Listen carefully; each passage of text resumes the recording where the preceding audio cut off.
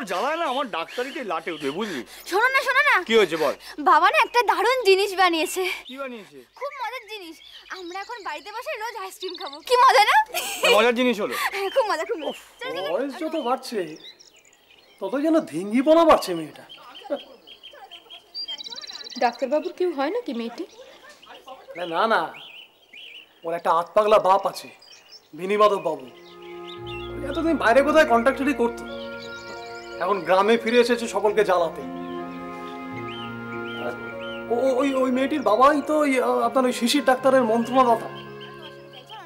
বাবা আমার পেশেন্ট বসে আছে দেখতে। ওই ছেলে মানুষের সঙ্গে না সত্যি ওই মেয়েটির বড় বোনের সঙ্গেই তো হীরালাল বাবুর বিয়ে হয়েছিল।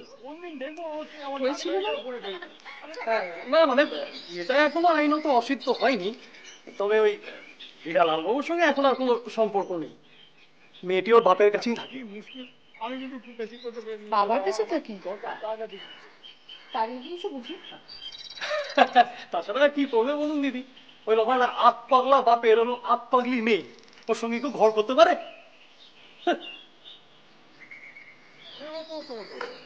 তোকে নিয়ে না সত্যি আমি আর পারি না, জানিস?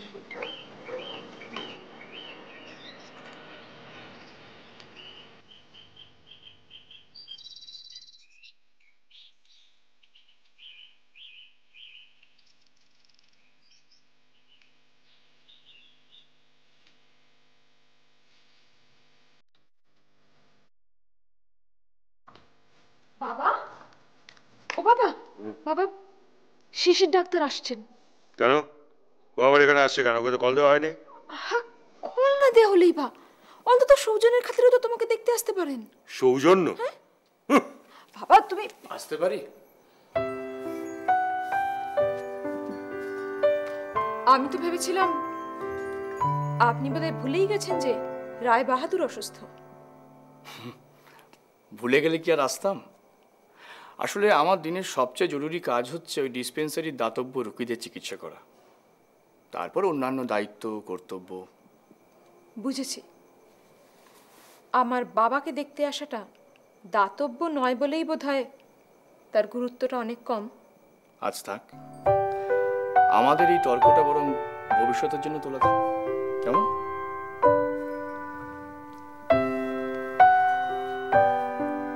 এই চৌধুরী সাহেব এখন কেমন আছেন?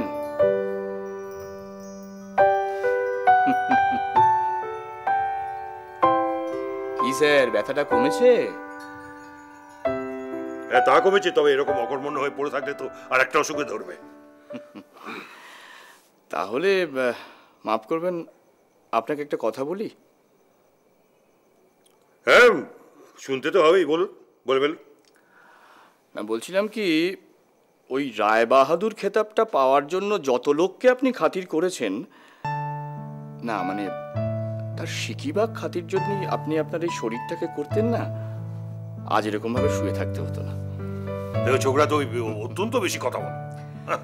তা কি করব বলুন, রুগী যদি ডাক্তারের ওপর মুরব্বি আনা ফলায়, সেক্ষেত্রে ডাক্তারকে তো তার সীমা অতিক্রম করতেই হয়। যাকে প্রেসক্রিপশনটা কি আছে নাকি বাজে কাগজ ভেবে সেটা ছুঁড়ে ফেলে দিয়েছেন? আপনার ওষুধে বাবার ব্যথা যখন কমেছে, অতটা অকৃত তবু হব না। এই নিন দেখি। আর ওই দুটো ওষুধ আনার কথা বলেছিলাম, টাউন থেকে এনেছেন কি নাকি গ্রামের আনা ডাক্তার? হয়েছে। ও দেখি চৌধুরী সাহেব।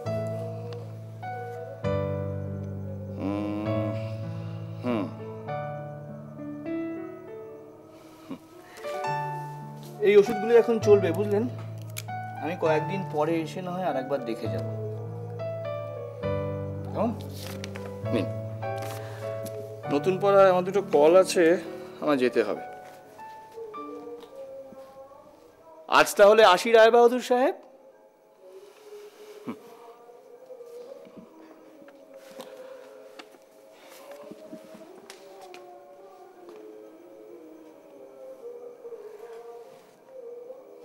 বলছিলাম কি, হ্যাঁ না মানে আমার ভিজিটটা যদি... ও হ্যাঁ, আমি তো খুচরো করেই রেখেছি। এই এই নিন। আপনি কিন্তু বড় অদ্ভুত মানুষ। ভিজিটের টাকা বেশি দিলে আপনি নেন না, আবার আপনার ভিজিটটা নিতেও ভোলেন না। আসলে এটাই আমার মুশকিল, বুঝলেন সুমিত্রা দেবী। কোনো কিছুই আমি সহজে ভুলি না। যাকে শুনুন, আমার প্রতিবেশী বেনি মাধব রায়ের কাছে ওই প্রেশার মাপার যন্ত্রটা আছে। তা আপনি যদি ওনাকে বলে দেন তাহলে আমি এই যন্ত্রটা নিয়ে এসে আপনার বাবার প্রেশারটা একটু পরীক্ষা করতে পারি। আমার মনে হয় আপনার বাবার প্রেশারটা একটু হাই। চলি কেমন?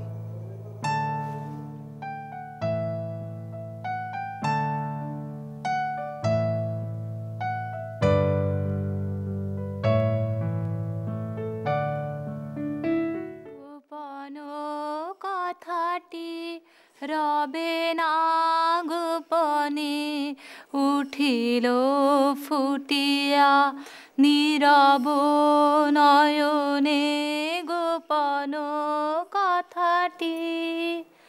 না না না রবে না গোপনে, গোপন কথাটি রবে না গোপনে, উঠিল ফুটিয়া নীরব নয়নে গোপন কথাটি।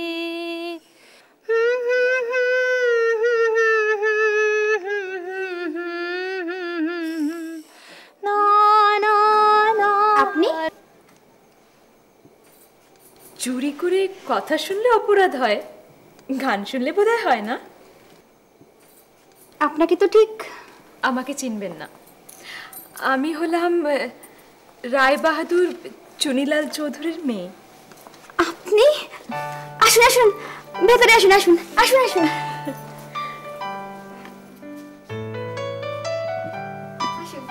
আসুন আসুন আসুন, বসুন বসুন। আমি বরং বাবাকে ডাকি। বাবা, ও বাবা, দেখো কে এসেছে। আমার নাম সুমিত্রা।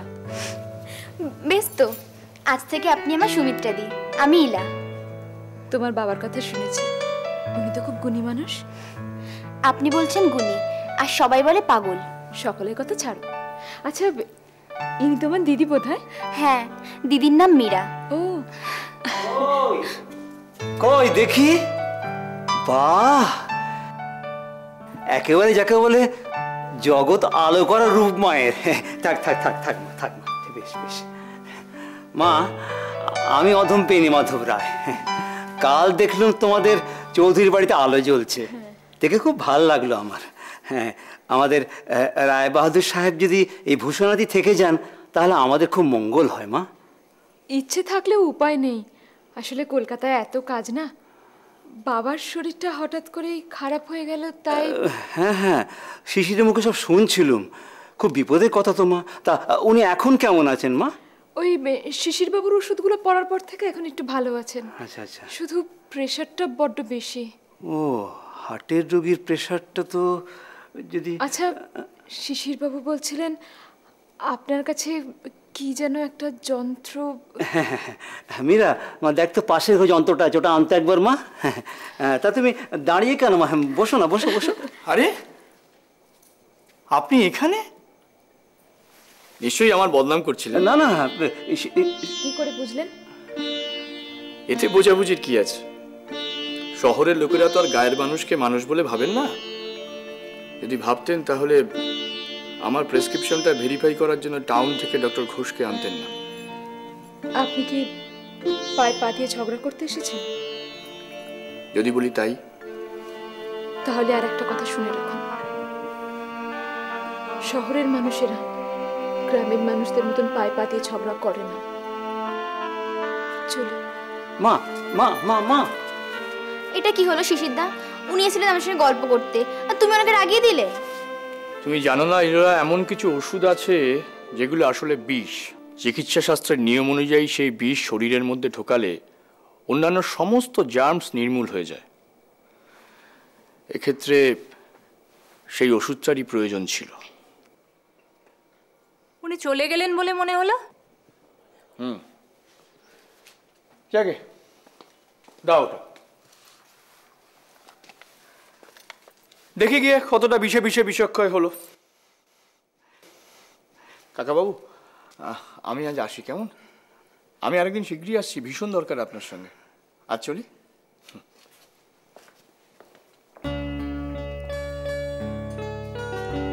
সবকিছুই বিষ নয়, এরই মধ্যে যেন অমৃতের সন্ধান পাচ্ছি আমি।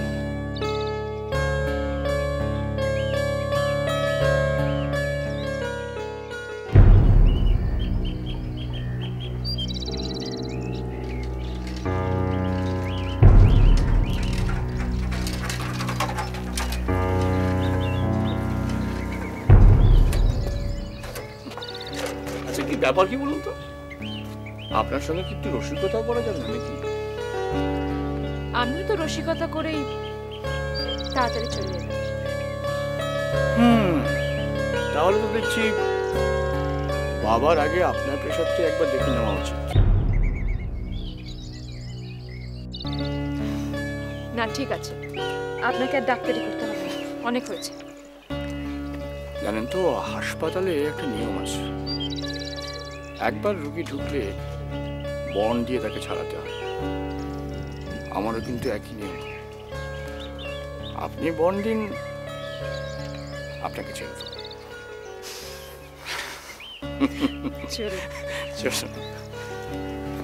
আসলে হয়েছে কি,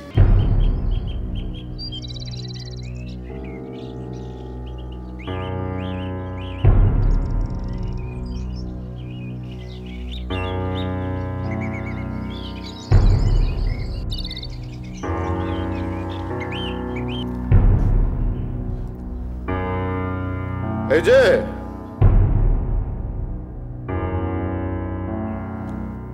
ভেবেছিলাম আপনাদের এ বাড়িতে আর আসবো না, কিন্তু আপনাদের এইসব নোংরা ষড়যন্ত্র দেখে নিজেকে তো আর স্থির রাখতে পারলাম না। ষড়যন্ত্র মানে?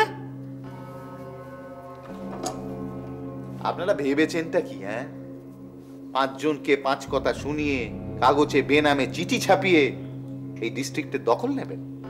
না, কাজটা অত সহজ নয়। তোমার কথা তো আমি কিছুই বুঝতে পারছি না। ও, বুঝতে পারছেন না, তাই না? পারবেন, পারবেন। যেদিন আপনার ওই দোসরটিকে গাদার পিঠে চাপিয়ে এই গাঁছাড়া করব, সেদিন পারবেন।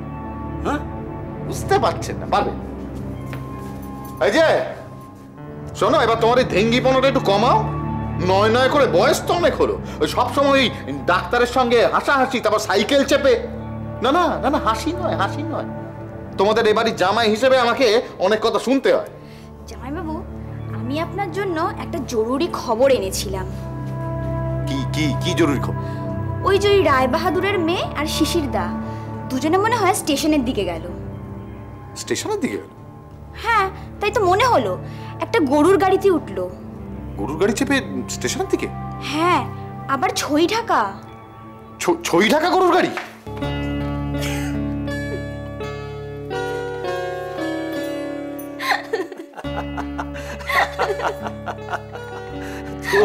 তোর মাথায় যত সব বদমাইশি বুদ্ধিমা।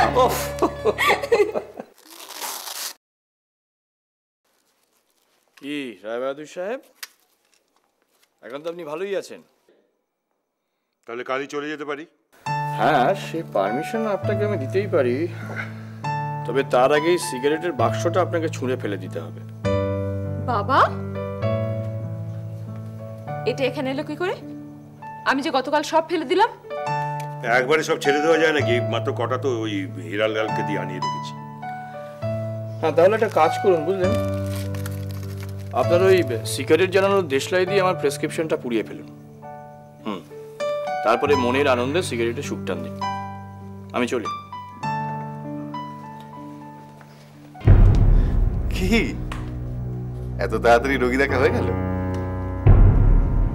না হিরালাল বাবু, আমি রায়বাহাদুর সাহেবের চিকিৎসা করব না।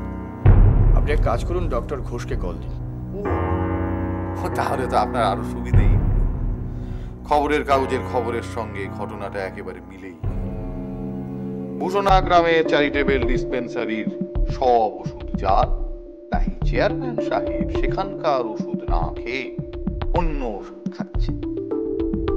মানে মানে বাবা, নিজের লোককে দিয়ে খবরের কাগজে চিঠি লেখালেন চেয়ারম্যান সাহেবকে হেনস্থা করার জন্য, এখন বলছেন মানে বাবা। কিন্তু আমি তো এইসব কিছু জানি না। কি হয়েছে হীরালাল? এই যে স্যার, এই যুগান্তর কাগজে ফলাও করে খবরটা বেরিয়েছে, আর বুঝছেন শুনুন। খোদ লন্ডন হইতে চিকিৎসক আনিলেও ঘোষণা গ্রামের দুর্গতির শেষ হবে না, কারণ সর্ষে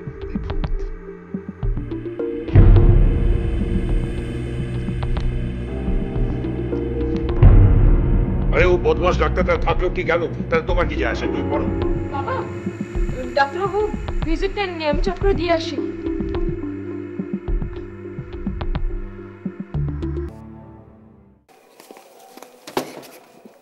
হরি কাকা, তুমি যদি এখন দুধ নিয়ে এসে থাকো তাহলে কিন্তু তুমি নিয়ে চলে যাও, আমি কিছুতেই এখন দুধ খাবো না। কি ব্যাপার বলো তো, সারাক্ষণ দুধ খাইয়ে খাইয়ে আমাকে দুগ্ধবর্ষ করে রাখতে চাও নাকি? যাও, নিয়ে চলে যাও। আশ্চর্য।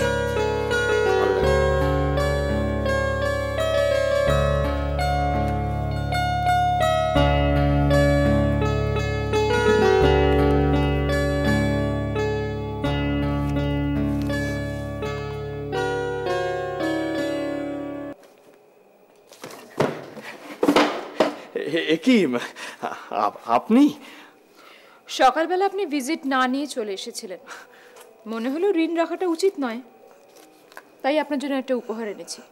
না বলতে পারবেন না, এটা আপনাকে নিতেই হবে।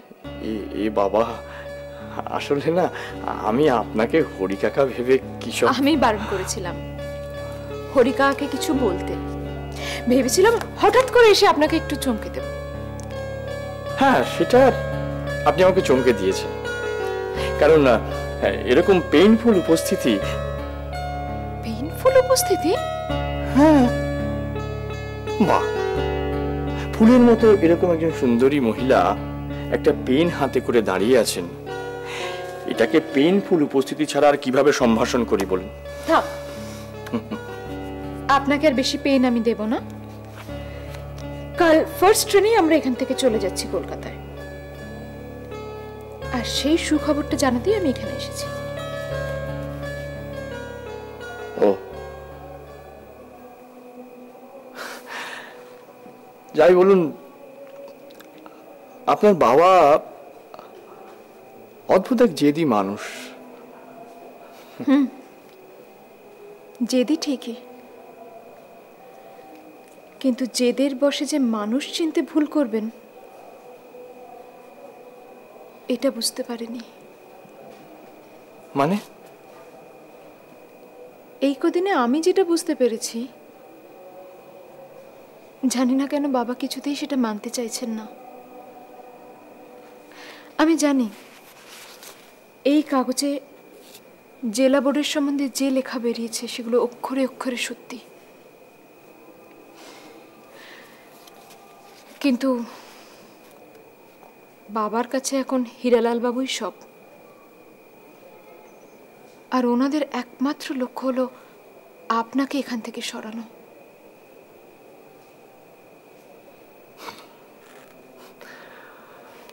না, তার আর দরকার হবে না, আমি নিজেই কোনদিন এখান থেকে চলে যাব। না না না,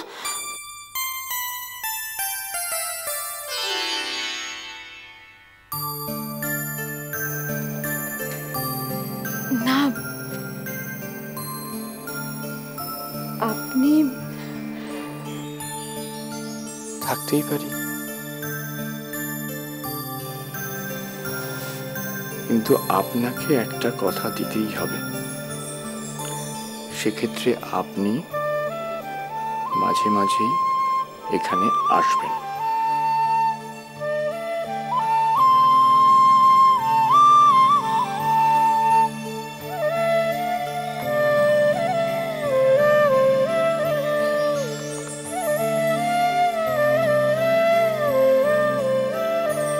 কথা দিলাম।